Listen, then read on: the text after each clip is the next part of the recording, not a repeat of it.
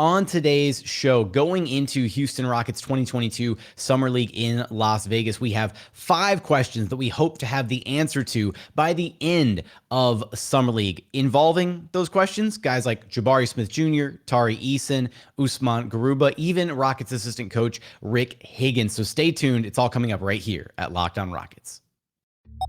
This is Mission Control, Houston. Ignition sequence start. The Houston Rockets select Jalen Green and Jabari Smith Jr. T-minus 15 seconds. Guidance is internal. Every time I step on that floor, I'm coming. You're getting somebody who's going to come in with a chip on their shoulder, somebody who's going to come in and compete from day one. 6, 5, 4, 3, 2, 1.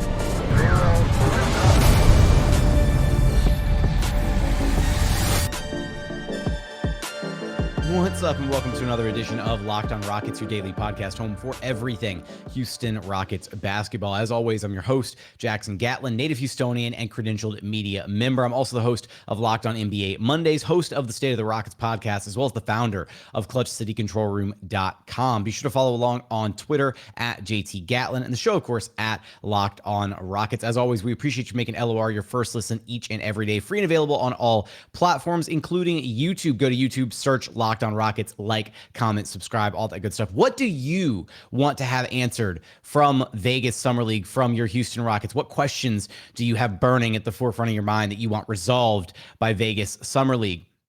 That's what today's show is about. We've got 5 burning questions that we hope to have answered by the end of Vegas Summer League. Some of them will probably be answered sooner rather than later as far as Summer League is concerned, but 5 questions that we hope to have more information on, or at least 5 questions that I've come up with that I would like to have more information on about these Houston Rockets and about kind of the plans from the organization about how they want to handle certain aspects of Summer League and kind of what we can expect out of some of these players moving forward.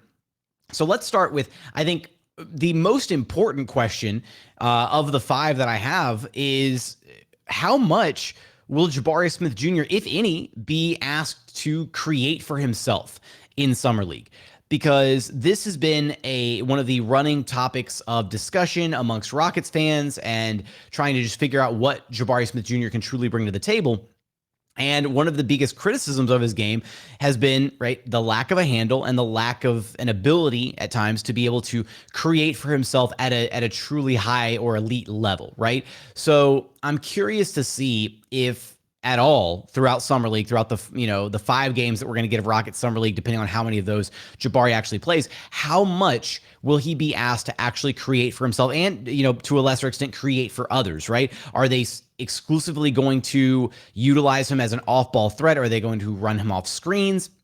Are they going to have him coming off pin downs? Are they going to utilize him as a pick and pop threat, maybe a pick and roll threat? Like, I'm very curious to see how they truly deploy Jabari Smith Jr. and ultimately, again, whether or not he's going to have the ball in his hands and have opportunities to make stuff happen, right? Because this could be their first glimpse into what he looks like when he's able to A, have the ball in his hands, and B, have a spaced 5-out offense with hopefully reliable shooters at every position to make his life easier, to give him the space that he needs to operate with on the floor. I do think it's a little bit overblown how, the lack of a handle from Jabari, honestly, because it's not that he can't dribble the basketball. It's that he doesn't have an elite dribble package like a Kyrie Irving or John Wall or James Harden. I don't know why I threw John Wall in there. That was a weird name to think of. That came out of the subconscious. But legitimately, right? He doesn't have that dribble package where he's got the insane hezzies and crossovers and behind the back and through the all of that, right? He has what I believe, at least right now, is more or less an effective dribble to get to the spots on the floor that he wants to get to then shoot over the top of the defense. And frankly, that's all he needs. If he's able to build on top of that, then awesome. That's gravy. And then, we might be talking about a future superstar caliber player here in Houston.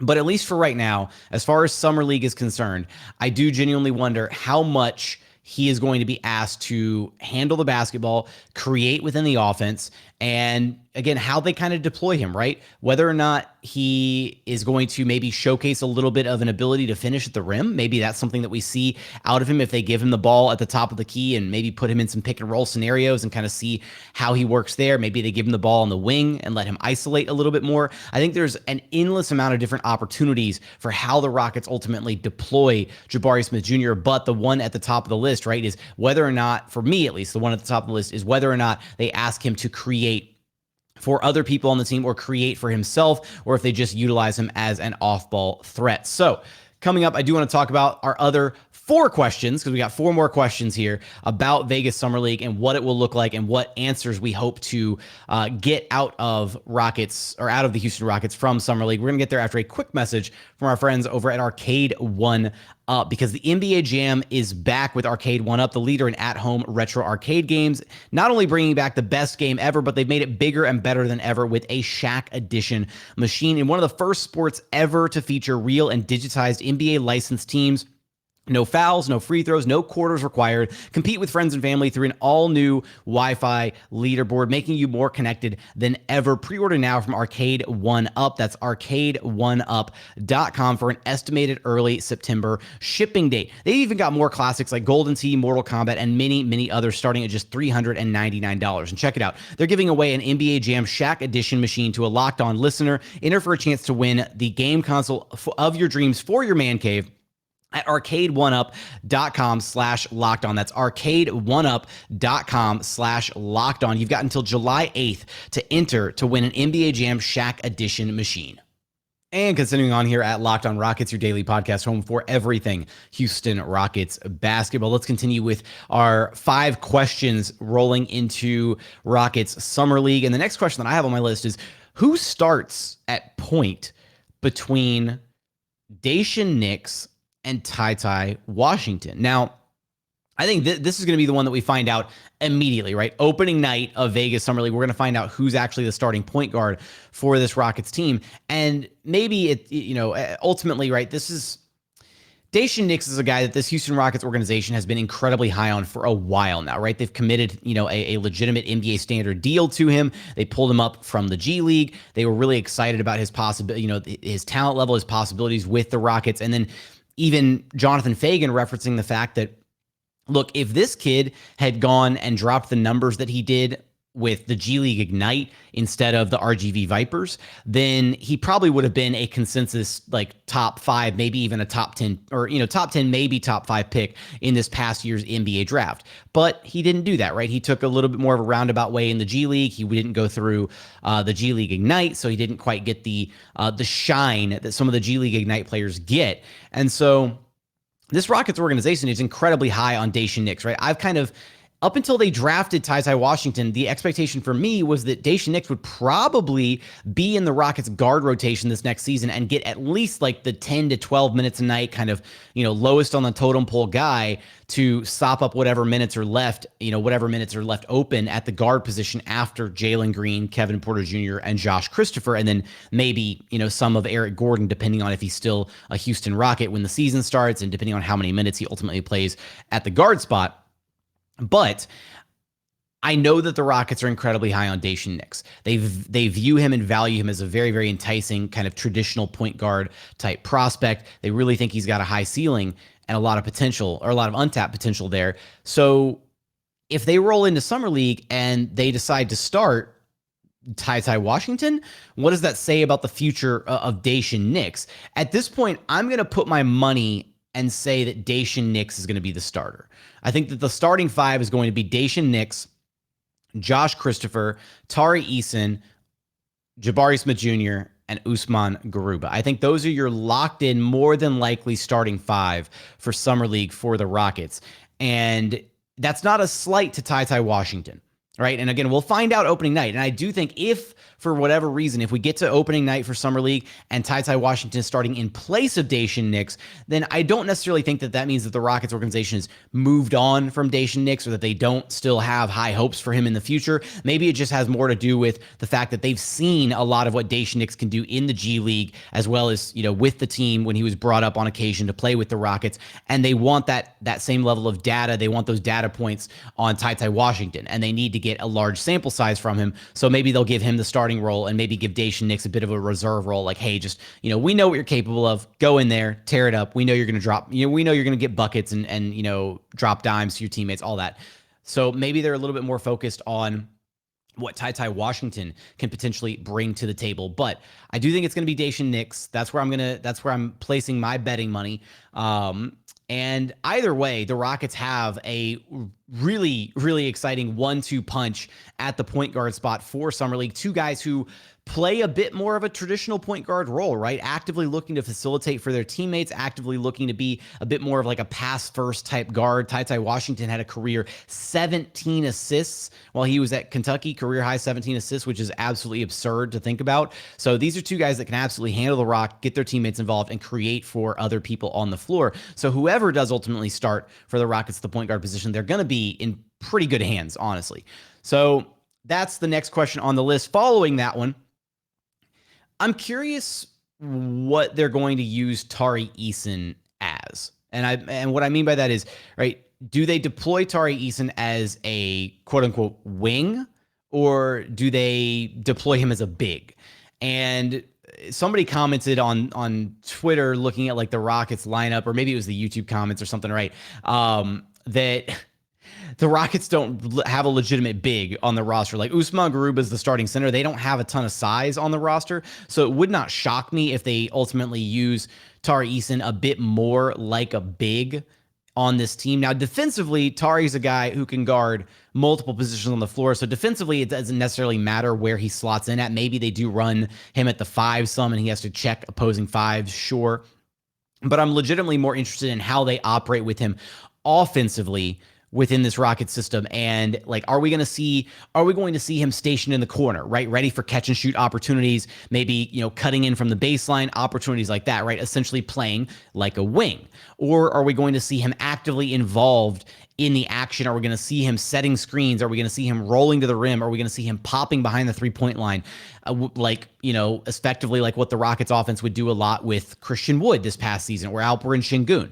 So are they going to utilize him as a big, or are they going to utilize him as a wing? Personally, I'd rather see him be utilized as a big in Summer League just to kind of get a feel for what he looks like, setting screens, rolling to the rim, see how he is in finishing in traffic, decision making in traffic is another big one, right? As the defense rotates over and tries to cut off his lane to the basket, can he make those quick reads and kick it out to shooters? That's something that we saw a lot of actually out of Usman Garuba last summer in Vegas Summer League. Was even though Usman Garuba didn't have a super polished offensive game, we saw plenty of opportunities where the Rockets had shooters on the floor like Armani Brooks, and Usman Garuba would set the screen, or just not even set the screen. Sometimes he'd just float to the middle of the floor if the opposing team was playing like a zone defense, and he'd get the ball dumped to him in the center of the floor, and he'd have to make a decision with it. And immediately he would survey the floor, and he'd find the open shooter, figure out where the defense is rotating, and kick it out. We saw him do that with Armani Brooks multiple times in that game against the Blazers, the comeback win. So I do think that it's going to be really important to kind of gauge what Tari Eason looks like offensively, especially his decision-making skills. And I do think there's more opportunities for him to have to prove himself from a decision-making standpoint if he's utilized more like a big instead of a wing within the Rockets offense throughout Summer League. So that's what I'm really looking forward to with Tari Eason. Too many T names floating around here. Not only that, right? It's going to be exciting to watch him just, be an absolute dog defensively, because I expect him and Jabari to absolutely be going at it and to, ultimately try and lock up whoever they get matched up against, especially when they go up against some of the other names from the top of the draft, like Paolo Banchero, like Chet Holmgren. When those guys are matched up with them, I expect it to be an absolute bloodbath. It's going to be must-watch TV.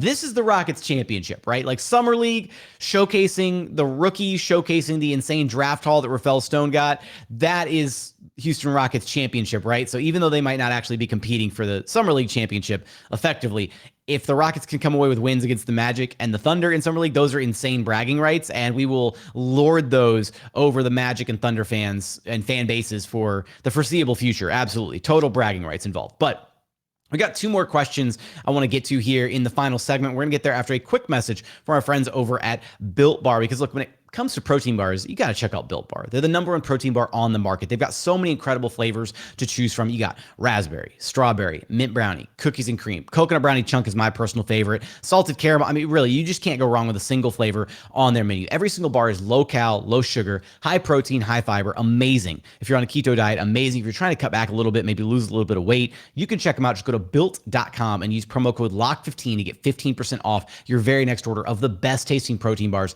on the market. Again, that's promo code LOCK15 for 15% off at built.com. And final segment here at Locked On Rockets, your daily podcast home for everything Houston Rockets basketball. Let's get into our final 2 questions here regarding the Houston Rockets and Vegas Summer League 2022. And this next one is kind of... It's going to be kind of vague, but it's more so just, it's an observation that I'm going to be paying attention to, and something that I think you should be paying attention to as well. And that's just how improved will Josh Christopher and Usman Garuba both look? And I say that in regards to, right, the competition that they're playing against, what their individual games both look like. And we'll start with Josh Christopher. Look, Josh Christopher was a guy who is looks like he was the absolute steal, one of the steals of the draft this past season for Rafael Stone. He had some incredible highs with the Rockets. He had some absurd games. He showed the scoring flash. He showed an ability to play make for his teammates. He showed the ability to be an absolute, menace as an on-ball defender. He showed some sneaky good help side defense. Think about the insane highlight play against the Kings, I believe it was, where he kind of reached over the top of a defender driving into the lane, stole the ball, got out in transition, and then lobbed it up to Jalen, who cocked it back midair and yammed it home. Exciting plays like that. So Josh Christopher had a ton, a plethora, if you will, of highlights this past season, but there were some inconsistencies in his game, right? Sometimes, maybe being a little bit too over aggressive on defense, right? Hounding guys a little bit too further out on the perimeter, giving up some easy driving lanes. Offensively, maybe tunnel visioning a little bit at times, not necessarily making the right reads, the right decisions at times. But like Jalen Green, like this, incoming class of Jabari Smith Jr., Tari Eason, guys who have this insane work ethic, that's absolutely Josh Christopher to a T. He has poured in hours upon hours trying to improve his game, get better, and spending time with Steven Silas, with the coaching staff in the film rooms, working to develop his game and become the best possible version of himself. And now that the Rockets have been removed from action for, it'll be 3 months, give or take, since the end of the NBA season, I'm really curious how much that 3 months has really improved him, because not only will the game have slowed down for him quite a bit right after his rookie season, but he's been spending time working out in Houston. He's been with the coaching staff. He's been trying to improve his game, as have many of the young guys on this Houston Rockets roster, kind of getting back into the gym just like a month after the season ended, which is kind of absurd to think about. Rather than going off and blowing off steam and having an off season to themselves, they're in the gym working, grinding, trying to get better so that they can, hit the ground running this next season and not hopefully run into the wall of a 15-game losing streak at the start of the season. All right. So how much better is he going to look? Like, what areas of his game will start to stand out? Will the decision-making be a little bit crisper? Will he be a little bit more decisive with the basketball? Will he be looking to get his teammates involved a bit more? Is he going to utilize his gravity as a scorer to make life easier for his summer league teammates? Ultimately, how much do the Rockets utilize him? Or do they kind of just say, you know what, you're going to be like, right? They send him out there like the grizzled vet of the bunch and basically be like, all right, you're going to be the EG for these guys, right? Let them do their thing. Let TyTy handle the rock. Let Jabari try to create for himself. Let Tari do some stuff in transition, right? But you're just there in case they need you, right? So it'll be interesting to see how they ultimately utilize Josh Christopher, and just, again, in general, how much his game has improved in the 3-ish or so months from the end of the season to where we see him in Summer League. Now, we do have to take it with a grain of salt because he'll be playing against Summer League competition, but it'll be fun nonetheless to see Josh Christopher out there again, hooping, causing havoc defensively, getting buckets offensively, and maybe he walks out there and he looks like an absolute superstar, and that would be insanely fun to watch as well, right? If he just walks out there and he's dropping like 20 plus a night and not even breaking a sweat, then we're like, all right, he's improving quite a bit. His development is going just fine. On the flip side, we got Usman Garuba, and I think this summer league is going to be really important for him to establish chemistry with his soon to be teammates on the floor with the Rockets at the NBA level in the rookie draft class to hopefully continue to build some chemistry with Josh Christopher, an opportunity that he wasn't really afforded this past season, given the fact that he was buried in the depth chart to start the season. And then he had the wrist injury, which sidelined him for a few weeks. So it's just, he never really had the opportunity to be as involved as he probably should have been in his rookie campaign. So I think we look at this as effectively, this upcoming season is almost like Usman Garuba's rookie year. So for Uzi, what has he worked on, right? And I think the biggest area for him, we've seen the flashes defensively, right? We've seen he has all the physical gifts, all the, the defensive IQ, the awareness, all of that, the reaction speed, the timing to be an all-NBA caliber defender one day. It's the offensive side of things that have been really rough to watch when he has had opportunities on the floor, right? The shot has been a pretty big question mark for him. He's shown the ability to make the right decisions, at least within the half court setting, when we've seen him play, with the Rockets, when we saw him play last summer league. So that part, I'm not necessarily worried about his decision-making, so to speak, but it's just he needs to not be a black hole on offense. So what type of an offensive role do the Rockets give to him this time around? He'll be running the 5 spot for the Rockets. That's almost a 99.9% guarantee. So what do they effectively view him as, right? Do they view him as a rim running big offensively? Do they view him as a pick and pop big? Do they view him as somebody that they're just going to station in the corner and play 5-out basketball with and not worry about setting screens? How do they want to utilize Usman Garuba offensively? And how much has his offense, hopefully, fingers crossed, improved in the time from the end of the season, with all the time that he's had this offseason to work on his game, to refine his game these last few months? How much has his offense improved? Because he's got to know by now, especially during the Rockets exit interviews, the fact that they gave these little blueprint sheets to the players of this is what we want you to improve on. This is what you need to get better at. He's got to know that offense is the one area that's kind of a hang up for him right now. So I'm curious to see what that looks like. And our final question here, and this was actually, I think, one of my questions last year too, going into Summer League. Once we found out that Will Weaver was going to be the Summer League head coach, we know that Rick Higgins is going to be the Summer League head coach. He is one of the holdovers from the Houston Rockets assistant coaching staff. Obviously, Steven Silas staying on board, John Lucas remaining the lead assistant, and then Rick Higgins was the final assistant that did not bite the bullet, so to speak, with the assistants leaving the Houston Rockets, Jeff Hornacek, Will Weaver, and Dasanga Diop. So what do we learn about Rick Higgins, right? Last Summer League, we learned a little bit about Will Weaver. We got the chance to ask him questions in a media availability setting after the games, before the games. We kind of got a vision for how he wanted to deploy Alperen Sengun, how he was utilizing him, how they made use of his strengths, his weaknesses, how they were using Jalen Green, putting Jalen Green in situations where he had to make decisions, where he was a pick and roll ball handler, all this stuff. And so I think we learned a little bit about Will Weaver and kind of his approach to how he wanted to run guys in Summer League. And yes, this is an extended vision of what Steven Silas ultimately wants for these guys, because last summer, Will Weaver was working closely with Steven Silas on what they wanted to achieve with the Summer League roster. Silas was in Vegas, not actively coaching, but, working with Will Weaver to kind of go over what was going on with the Summer League guys, and to also get a look at these guys up close and personal to see what he saw. And then same thing's going to happen with Rick Higgins, right? Rick Higgins was the guy that I personally knew the least about on the Rockets coaching staff, because he's also the guy with the shortest resume on the Rockets assistant coaching staff. And so this could be an opportunity for us to really kind of get a glimpse at what he's capable of, what he can truly do, and what he might be able to piece together. And then to also kind of, again, hopefully get a little bit more info about what his philosophy is, how he's trying to approach this Summer League team, and, get the opportunity to ask him some questions and have him give us some answers. And hopefully they'll be good ones, right? I think Will Weaver did a fantastic job being transparent with the media last summer when he was the head coach for Rocket Summer League. And hopefully it'll be the same situation with Rick Higgins coming up, and we get, a kind of a glimpse into, his role as one of the Rockets assistant coaches, and really what he's bringing to the table for this Rockets team. So those are my 5 kind of questions, expectations, answers that I want going into Rockets Summer League. Let me know what you want to see out of Rockets Summer League in the comments on YouTube. I do read each and every one of those every single day, but if that's going to do it for today's show. If you haven't done so yet, please consider subscribing wherever you listen to your podcasts. It's Apple, Spotify, Google, the Odyssey app, free and available on all platforms. Said it before, but we're already on YouTube. So go to YouTube, search Locked on Rockets, like, comment, subscribe, all that good stuff. And if you made it to the very tail end of the show, here's an Easter egg for you. I have a fancy new little soundboard over here, which lets me do stuff like this. Hey, Houston fans, I am so happy.